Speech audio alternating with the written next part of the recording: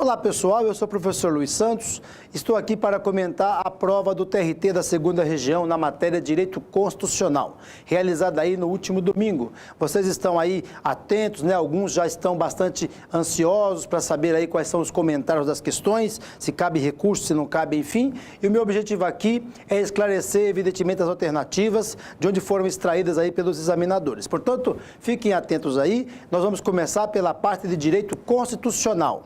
Considerando a classificação das normas constitucionais quanto à sua aplicabilidade e eficácia, nós temos aí algumas alternativas e a correta é a letra D, caracteriza a norma de eficácia limitada aquela segundo a qual o direito de greve será exercido pelos servidores públicos nos termos dos limites definidos em lei específica. Pois bem, essa questão, pessoal, é extraída lá do artigo 37, do inciso 7 da nossa Carta Constitucional. Está colocado ali, pessoal, na parte dos servidores públicos, na parte da administração pública, que o direito de greve será, olha o tempo verbal, é no futuro, será exercido nos termos definidos em lei específica.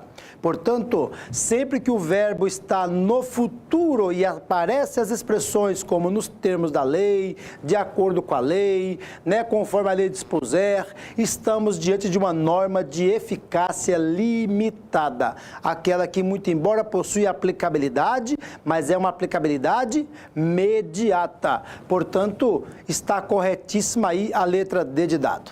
Vamos ver mais uma questão. Está em conformidade com os direitos e garantias fundamentais previstos na Constituição Federal? A decisão. Aí nós temos algumas alternativas, a resposta correta é a letra C de casa. E aí é decisão judicial que autoriza a quebra do sigilo telefônico para fins de investigação criminal ou instrução processual penal, sendo incabível decisão judicial para determinar a mesma providência para fins de investigação, ou seja, instrução processual civil, ok? Esta é a correta. Então, conforme o mandamento constitucional, lá do artigo 5º, inciso 12, né, pessoal, são invioláveis as comunicações que for de dados, não é, de correspondência, mas a telefônica é a única que pode ser violada segundo o Constituinte de 88. Quais são as hipóteses? Investigação criminal, ok. Ou instrução processual penal, ok. Fora disso, não pode. Portanto, se a questão for instrução processual civil, a quebra do sigilo telefônico pelo juiz demanda aí a Carta Constitucional, que não pode ocorrer. Portanto, está aí dada a explicação da questão em pauta. Vamos responder mais uma questão. Um grupo de empregados atuantes em determinada empresa afirmou ao seu superior hierárquico que pretende constituir um sindicato de categoria. Fato esse que levou os empregados e o diretor da empresa a consultarem vários advogados a respeito do tema, do assunto. Dentre as orientações que receberam, mostra-se compatível com a Constituição Federal, aquela segundo a qual, aí temos aí as alternativas. A correta é a letra B, é desnecessária a autorização do Estado para a fundação desse sindicato, ressalvado o registro no órgão competente, sendo vedadas ao poder público a interferência e a intervenção na organização sindical. Essa está realmente correta, porque diz ali a Carta Constitucional pelo artigo 8º, você pode checar depois aí com calma, que é proibido ao Estado intervir na organização sindical, a não ser para exigir o registro no órgão competente, né, pessoal? E a distância, né, o respeito que se deve ter à distância de pelo menos um município, né, pelo menos um município entre um sindicato e outro da mesma categoria. Agora, a autorização do Estado, desnecessário pelo mandamento constitucional. Portanto, está correta a resposta. Vamos resolver mais questões. Aos estados, no exercício das competências que lhes são outorgadas pela Constituição Federal, cabe legislar.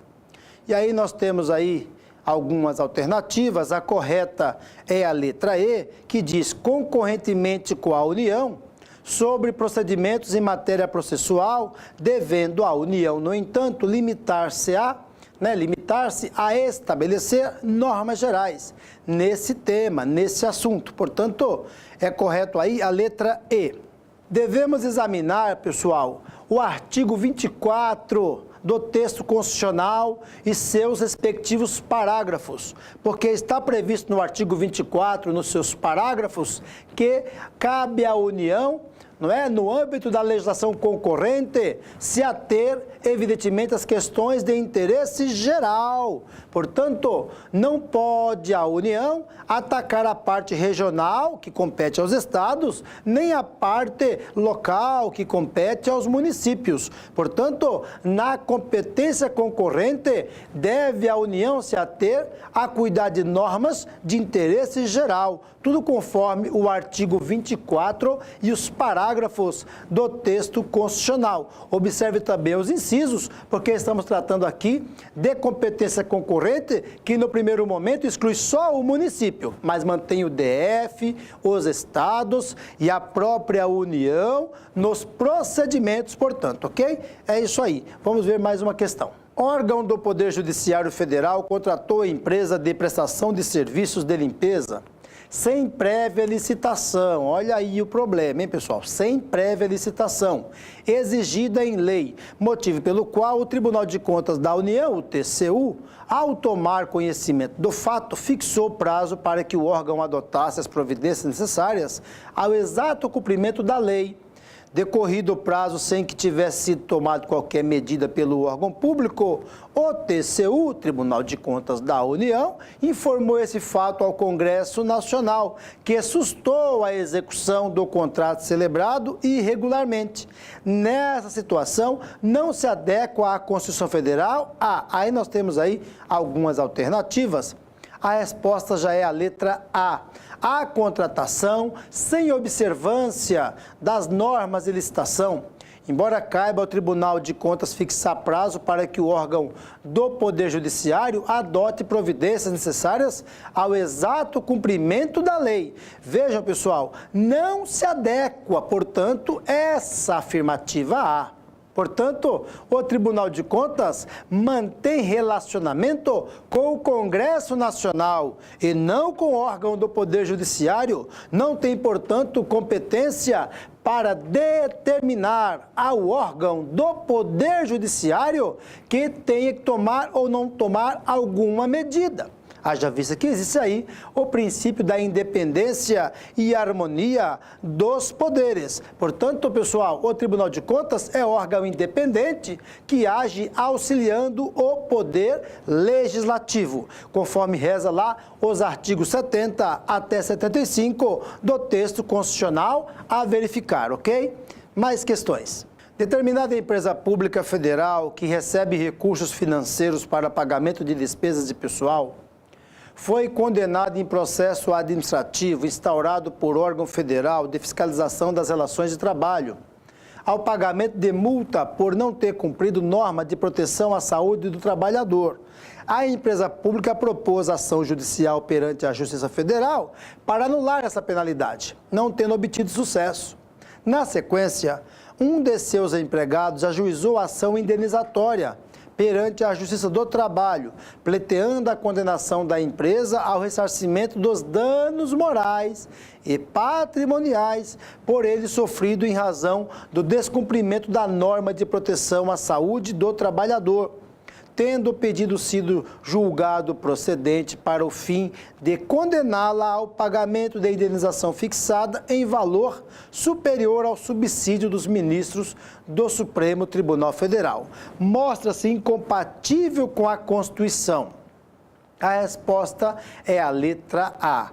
A propositura perante a Justiça Federal da ação judicial pela empresa pública federal, uma vez que a competência para processar e julgar essa causa é da Justiça do Trabalho, sendo compatível com o texto constitucional a propositura perante a Justiça do Trabalho da ação judicial promovida pelo empregado público que poderá receber indenização em valor superior ao subsídio pago aos ministros da Suprema Corte. Pois bem, então vamos olhar aí que essa questão quer saber aí o que está incompatível, não é? E a resposta A, de fato, está incompatível com o texto constitucional. Primeiramente, lembrar aqui a vocês que a competência da Justiça Federal, né, a competência da Justiça Federal está, né, no artigo 108, 109 e 110 da Carta Constitucional. Mas aqui, pessoal, não é uma questão relativa à Justiça Federal, mas sim à Justiça do Trabalho. Portanto, não seria naquele primeiro caso ali de elencar dos artigos 108 até o 110 da Carta Magna. Com relação aí à incompatibilidade, né, pessoal, prevista na nossa Carta Magna, vale isso aqui lá do artigo 37, inciso 11, um texto gigante que ao final diz que ninguém pode, somando tudo que tiver que receber o que for na área pública, suplantar o subsídio mensal em espécie dos ministros do Supremo Tribunal Federal. Isso, conforme reza o artigo 37, inciso 11, a remuneração, o subsídio, as indenizações, as verbas, o que for, pensão, proventos de aposentadoria, o que for, não poderá suplantar o subsídio mensal em espécie dos ministros da Suprema Corte. Portanto, se mostra ali incompatível a alternativa A. Vamos resolver mais questões. Suponha que o presidente da República encaminhe projeto de lei à Câmara dos Deputados que prevê a criação de um Tribunal Regional do Trabalho. O aumento do número de membros dos Tribunais Regionais do Trabalho, o aumento da remuneração dos servidores integrantes de serviços auxiliares do TST, né, do Tribunal Superior do Trabalho, considerando as normas constitucionais que tratam sobre a iniciativa para a apresentação de projetos de lei, a proposição legislativa em comento, podemos responder a letra C, é incompatível com a Constituição, no que toca aí a todos os temas nela tratados, uma vez que apenas poderiam ser objeto de proposta do Tribunal Superior do Trabalho. Pois é, pessoal, estamos diante aí de uma função atípica do tribunal, não é? Portanto, do Poder Judiciário, poder preparar aí as propostas de lei que tratam sobre os seus serviços auxiliares, portanto, atividades dos seus membros do tribunal são projetos que devem nascer no Poder Judiciário e não do Presidente da República. Portanto, está errada a questão. E quando vocês olham lá o artigo 84, aquela listinha de atribuições do Presidente da República, vocês não vão encontrar essa atividade que é atribuída já no capítulo do Poder Judiciário. Vamos resolver mais questões. A Constituição Federal prevê a possibilidade de edição de súmula vinculante em matéria constitucional, que tenha por objeto a validade, a interpretação e a eficácia de normas. E aí nós temos algumas alternativas. A correta é a letra E, cuja aprovação, revisão ou cancelamento pode ser provocada sem prejuízo do que vier a ser estabelecido em lei por aqueles que podem propor a ação direta de inconstitucionalidade, a ADI.